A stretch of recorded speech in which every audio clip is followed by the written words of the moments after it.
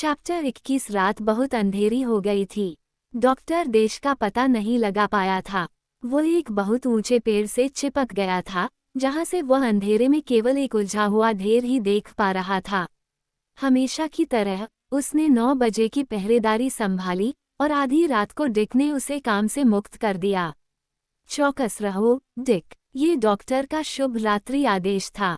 क्या कालीन पर कोई नई चीज है? नहीं, लेकिन मुझे लगा कि मैंने हमारे नीचे से अस्पष्ट आवाजें सुनी हैं, और चूंकि मुझे ठीक से पता नहीं है कि हवा हमें कहाँ ले गई है, इसलिए अत्यधिक सावधानी भी कोई नुकसान नहीं पहुंचाएगी। आपने शायद जंगली जानवरों की चीखें सुनी होंगी। नहीं, मुझे तो ये आवाजें कुछ अलग सी लगी।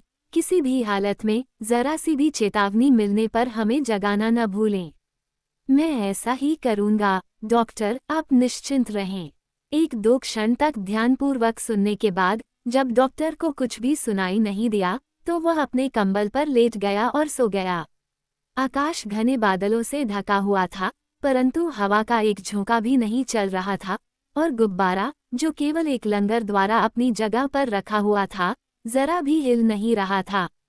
कैनेडी ने अपनी कोहनी को कार के किनारे पर टिकाया ताकि वह सिलेंडर पर नजर रख सके, जो सक्रिय रूप से काम कर रहा था। वह शांत अंधकार की ओर देख रहा था।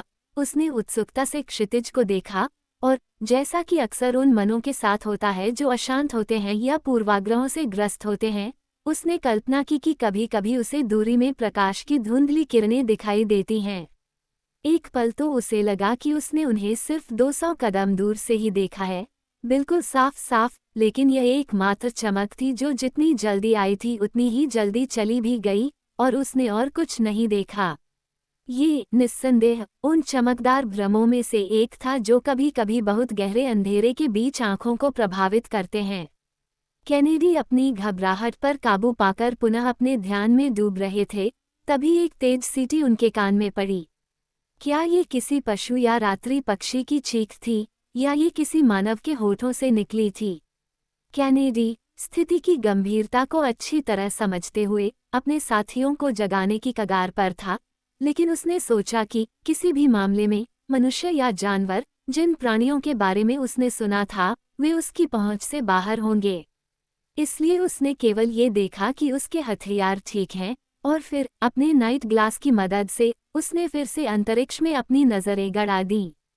कुछ ही देर में उसे लगा कि वह अपने नीचे कुछ अस्पष्ट आकृतियां देख सकता है जो पेड़ की ओर सरकती हुई आ रही हैं, और फिर 2 बादलों के बीच से बिजली की चमक की तरह चमकती चांदनी की किरण की सहायता से उसने छाया में चलती हुई मानव आकृतियों के एक समूह को स्पष्ट रूप से देखा।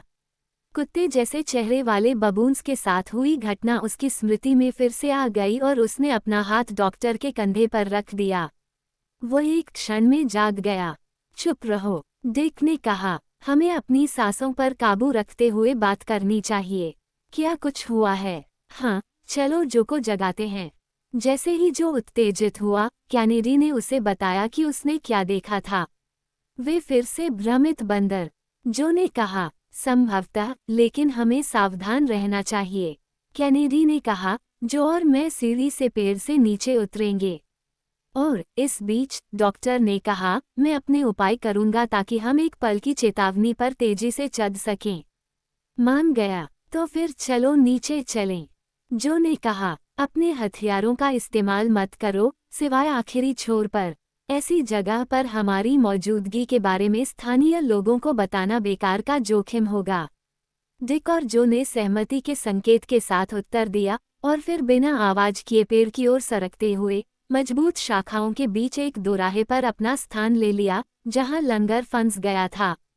कुछ क्षणों तक वे पत्तों के बीच ध्यानपूर्वक और स्थिर होकर सुनते रहे, और कुछ ही देर में जो ने कैनेडी का हाथ पकड़ लिया, क्योंकि उसे पेड़ की छाल पर रगड़ने जैसी आवाज सुनाई दी। क्या तुमने सुना नहीं? उसने फुसफुसाया। हाँ, और यह नजदीक आ रहा है। मान लो कि यह कोई सांप है। वह फुफकार या सीटी जो तुमने पहले सुनी थी। नहीं, इसमें कुछ मानवीय बात थी। मैं जंगली लोगों को पसंद करूंगा, क्योंकि मुझे उन सांपों से डर लगता है। शोर बढ़ रहा है, कैनेडी ने कुछ क्षण बाद फिर कहा। हाँ, कुछ हमारी ओर आ रहा है, चढ़ रहा है। इस तरफ नजर रखो, मैं दूसरी तरफ का ख्याल रखूंगा। बहुत अच्छा। वे वहां थे, उन छोटे छोटे जंगलों में से एक के बीच में फैली बड़ी शाखाओं में से एक के शीर्ष पर अलग थलग, जिन्हें बाओबाब पेड़ कहा जाता है। पत्तियों की सघनता से गहरा हुआ अंधेरा गहरा था। हालांकि जो कैनेडी के कान के पास झुककर और पेड़ की ओर इशारा करते हुए फुसफुसाया, काले लोग, वे हमारी ओर चढ़ रहे हैं। दोनों मित्र न्यूनतम स्वर में बोले गए कुछ शब्दों की ध्वनि भी सुन सकते थे। बोलते समय जो ने अपनी राइफल को धीरे से कंधे पर रखा। रुको, कैनेडी ने कहा। कुछ मूल निवासी वास्तव में बाओबाब पर चढ़ गए थे और अब वे सभी तरफ से ऊपर उठते हुए, सरीसृपों की तरह शाखाओं के साथ घूमते हुए और धीरे धीरे लेकिन निश्चित रूप से आगे बढ़ते हुए दिखाई दे रहे थे। हर समय ये स्पष्ट रूप से देखा जा सकता था, न केवल आंखों से बल्कि नाक से भी, उस बासी तेल की भयानक गंध से जिसे वे अपने शरीर पर लगाते थे। कुछ ही देर में कैनेडी और जो की नजरों में दो सिर दिखाई दिए, जो उस शाखा के बराबर में थे जिससे वे चिपके हुए थे। कैनेडी ने कहा, सावधान। आग। ये दोहरा आघात वज्रपात की तरह गूंजा और क्रोध तथा दर्द की चीखों में बदल गया और एक क्षण में पूरी भीड़ गायब हो गई। लेकिन इन चीखों और चीखों के बीच एक अजीब, अप्रत्याशित बल्कि जो असंभव लग रहा था चीख सुनाई दी थी। एक मानवीय आवाज ने स्पष्ट रूप से फ्रेंच भाषा में ऊंची आवाज में पुकारा था, बचाओ बचाओ। कैनेडी और जो आश्चर्य से अवाक रह गए, उन्होंने तुरंत कार वापस ले ली। क्या तुमने सुना? डॉक्टर ने उनसे पूछा। निस्संदेह वह अलौकिक चीख, आमोई आमोई, इन बर्बर लोगों के हाथों में एक फ्रांसीसी व्यक्ति से आती है। एक यात्री, शायद कोई मिशनरी। कैनेडी ने कहा, बेचारा, वे उसकी हत्या कर रहे हैं, उसे शहीद बना रहे हैं। इसके बाद डॉक्टर बोले, और उनके लिए अपनी भावनाओं को छिपाना असंभव हो गया। इसमें कोई संदेह नहीं है, उन्होंने कहा, कोई बदकिस्मत फ्रांसीसी इन बर्बर लोगों के हाथों में पड़ गया है। उसे बचाने के लिए अपनी पूरी ताकत लगाए बिना हमें यहाँ से नहीं जाना चाहिए। जब उसने हमारी बंदूकों की आवाज़ सुनी, तो उसने एक अप्रत्याशित सहायता, एक ईश्वरीय हस्तक्षेप को पहचान लिया। हम उसकी आखिरी उम्मीद को निराश नहीं करेंगे। क्या आपके विचार ऐसे हैं? वे हैं, डॉक्टर, और हम आपकी आज्ञा मानने के लिए तैयार हैं। तो फिर आओ हम सब मिलकर कोई योजना बनाएं और सुबह उसे बचाने की कोशिश करें। कैनेडी ने पूछा, लेकिन हम उन घृणित अश्वेतों को कैसे भगाएंगे? जिस तरह से वे भागे, उससे मुझे ये बिल्कुल स्पष्ट है कि उन्हें आग्नेयास्त्रों की जानकारी नहीं है। इसलिए हमें उनके डर का फायदा उठाना चाहिए, लेकिन हमें कार्रवाई करने से पहले दिन के उजाले का इंतजार करना चाहिए, और फिर हम परिस्थितियों के अनुसार बचाव की अपनी योजनाएं बना सकते हैं। बेचारा बंदी कहीं दूर नहीं जा सकता, जो ने कहा, क्योंकि मदद करो, मदद करो। आवाज दोहराई गई, लेकिन इस बार बहुत कमजोर आवाज में। ये बर्बर दरिंदे, जो ने क्रोध से कांपते हुए कहा, मान लो कि वे आज रात ही उसे मार डालें। क्या आप सुन रहे हैं, डॉक्टर? कैनेडी ने डॉक्टर का हाथ पकड़ते हुए कहा, मान लीजिए कि उन्हें आज रात उसे मार देना चाहिए। ऐसा बिल्कुल भी संभव नहीं है, मेरे दोस्तों। ये जंगली जनजातियां अपने बंदियों को दिन दहाड़े मार देती हैं, उन्हें धूप चाहिए होती है। अब अगर मैं अंधेरे का फायदा उठाकर उस बेचारे के पास पहुंच जाऊं तो? कैनेडी ने कहा, और मैं तुम्हारे साथ चलूंगा, जो ने गर्मजोशी से कहा। रुको, मेरे दोस्तों, रुको। ये सुझाव तुम्हारे दिलों और तुम्हारी हिम्मत का सम्मान करता है, लेकिन तुम हम सबको बहुत बड़े खतरे में डाल दोगे और उस बदकिस्मत आदमी को और भी ज्यादा नुकसान पहुंचाओगे जिसकी तुम मदद करना चाहते हो। कैनेडी ने पूछा, ऐसा क्यों? ये बर्बर लोग डरे हुए हैं और तितर बितर हो गए हैं, वे वापस नहीं लौटेंगे। डिक, मैं तुमसे विनती करता हूँ, मेरी बात पर ध्यान दो। मैं आम भलाई के लिए काम कर रहा हूँ, और अगर किसी दुर्घटना से तुम अचानक चौंक गए, तो सब कुछ खत्म हो जाएगा। लेकिन उस बेचारे के बारे में सोचो, जो मदद की उम्मीद कर रहा है, वहाँ इंतजार कर रहा है, प्रार्थना कर रहा है, जोर से पुकार रहा है। क्या उसकी मदद के लिए कोई नहीं है? उसे लगता होगा कि उसकी इंद्रियों ने उसे धोखा दिया है, उसने कुछ भी नहीं सुना। हम उसे इस बात पर आश्वस्त कर सकते हैं, डॉक्टर, फर्ग्यूसन ने कहा और सीधे खड़े होकर अपने हाथों से तुरही बजाते हुए उन्होंने पूरी आवाज में फ्रेंच में चिल्लाया, आप जो भी हों, हिम्मत रखें। 3 दोस्त आपकी देखभाल कर रहे हैं। इन शब्दों के जवाब में जंगली लोगों ने भयंकर चीख मारी। इसमें कोई संदेह नहीं कि कैदी का जवाब दब गया। वे उसे मार रहे हैं, वे उसे मार रहे हैं, कैनेडी ने चिल्लाया। हमारे हस्तक्षेप से उसके विनाश के समय को और तेज करने के अलावा कोई और उद्देश्य पूरा नहीं होगा। हमें कार्रवाई करनी चाहिए, लेकिन कैसे? डिक, इस अंधेरे के बीच में तुम क्या करने की उम्मीद करते हो? काश दिन का उजाला होता, जो ने आह भरते हुए कहा। अच्छा, और मान लो कि दिन का उजाला हो गया होता, डॉक्टर ने एक अनोखे स्वर में कहा। इससे ज्यादा आसान कुछ नहीं है, डॉक्टर, कैनेडी ने कहा। मैं नीचे जाकर इन सभी क्रूर बदमाशों को बारूद और गेंद से तितर बितर कर दूंगा। और तुम क्या करोगे? गुरुजी, क्यों? मैं शायद अधिक विवेकपूर्ण तरीके से काम लूंगा। कैदी को एक निश्चित दिशा में भागने के लिए कहूंगा जिस पर हम सहमत होंगे। और आप उसे यह कैसे बताएंगे? इस तीर की मदद से, जिसे मैंने उस दिन उड़ते हुए पकड़ा था। मैं इस पर एक नोट बांध दूंगा, या मैं उसे ऊंची आवाज में बता दूंगा कि तुम उससे क्या करवाना चाहते हो, क्योंकि ये काले लोग तुम्हारी भाषा नहीं समझते। मेरे प्यारे दोस्तों, आपकी योजनाएं अव्यावहारिक हैं। इस बेचारे के लिए सबसे बड़ी मुश्किल ये होगी कि वह भाग निकले, भले ही वो अपने अपहरणकर्ताओं की निगरानी से बच निकलने में कामयाब हो जाए। जहां तक तुम्हारा सवाल है, मेरे प्यारे डिक, दृढ़ साहस के साथ और हमारे आग्नेयास्त्रों पर उनके भय का लाभ उठाकर तुम्हारी परियोजना संभवतः सफल हो सकती है, लेकिन अगर यह विफल हो जाती है तो तुम खो जाओगे और हमें एक के बजाय 2 लोगों को बचाना होगा। नहीं, हमें सभी संभावनाओं को अपने पक्ष में रखना चाहिए और अलग तरीके से काम करना चाहिए। लेकिन चलो हम तुरंत कार्रवाई करें, शिकारी ने कहा। शायद हम ऐसा कर सकें, डॉक्टर ने अपने शब्दों पर काफी जोर देते हुए कहा। क्यों, डॉक्टर, क्या आप ऐसे अंधेरे को भी रोशन कर सकते हैं?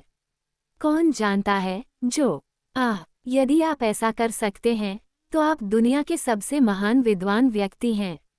डॉक्टर कुछ पलों तक चुप रहा। वह सोच रहा था। उसके 2 साथी उसे बहुत भावुकता से देख रहे थे, क्योंकि वे स्थिति की विचित्रता से बहुत उत्तेजित थे। फर्ग्यूसन ने आखिरकार फिर से कहा, मेरी योजना यह है, हमारे पास 200 पाउंड गिट्टी बची है, क्योंकि हम जो बैग साथ लाए हैं, वे अभी भी बरकरार हैं। मैं मान लूंगा कि यह कैदी, जो स्पष्ट रूप से पीड़ा से थका हुआ है, उसका वजन हम में से किसी एक के बराबर है। अगर हमें अचानक ऊपर चढ़ने की जरूरत पड़े, तो फेंकने के लिए अभी भी 60 पाउंड गिट्टी बची रहेगी। कैनेडी ने पूछा, आप गुब्बारे का प्रबंधन कैसे करेंगे? यह विचार है, डिक, आप स्वीकार करेंगे कि अगर मैं कैदी तक पहुंच सकता हूं और उसके वजन के बराबर गिट्टी फेंक सकता हूं, तो मैं गुब्बारे के संतुलन को किसी भी तरह से नहीं बदल पाऊंगा। लेकिन फिर अगर मैं इन बर्बर लोगों से बचने के लिए तेजी से ऊपर चढ़ना चाहता हूं, तो मुझे सिलेंडर से ज्यादा ऊर्जावान साधनों का इस्तेमाल करना होगा।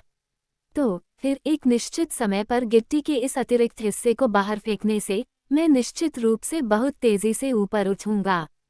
ये तो स्पष्ट है। हाँ, लेकिन इसमें एक कमी है। यह इस तथ्य में निहित है कि उसके बाद नीचे उतरने के लिए मुझे उस अतिरिक्त गिट्टी के अनुपात में गैस की एक मात्रा छोड़नी होगी जिसे मैंने बाहर फेंक दिया था। अब गैस कीमती है, लेकिन जब किसी साथी प्राणी का जीवन दांव पर लगा हो तो हमें इसके लिए सौदेबाजी नहीं करनी चाहिए। आप सही कह रहे हैं, सर, हमें उसे बचाने के लिए हर संभव प्रयास करना चाहिए।